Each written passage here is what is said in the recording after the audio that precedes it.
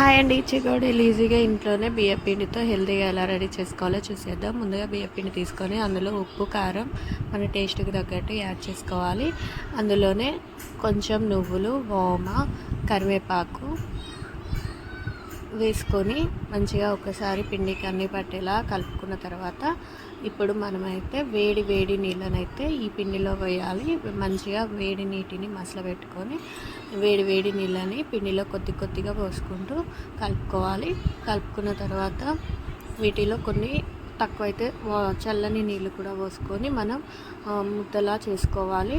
ఇలా చేసుకున్న తర్వాత దీనిని చేగోడీలాగా రోల్ చేసుకోవడమే. చూసారు కదా, మేమైతే కట్టెల పొయ్యి మీద చేసుకుంటాం, టేస్ట్ బాగుంటుందని. చూసారా, క్రిస్పీగా వేడి వేడిగా నూనె వేడయ్యాక ఇలా మలుచుకున్న చెగోడీలను అందులో వేసి బ్రౌన్ కలర్ వచ్చేదా వేయించుకుంటే చాలు. చాలా టేస్టీగా క్రిస్పీగా చెగోడీలు అయితే చాలా బాగుంటాయి. మేమైతే చాలా ఎక్కువ క్వాంటిటీలో చేసుకుంటున్నాం. మళ్ళీ కట్టెల పొయ్యి మీద చాలా టేస్టీగా ఉంటాయని చెప్పేసి ఇలానైతే చేస్తున్నా. చూడండి, మంచి వేడి వేడి నూనెలో వేస్తే అవే పైకి వస్తాయి. మంచిగా గోల్డ్ కలర్ వచ్చేదాకా వేయించుకొని తీస్తే మంచిగా క్రిస్పీగా టేస్టీగా ఉంటాయి.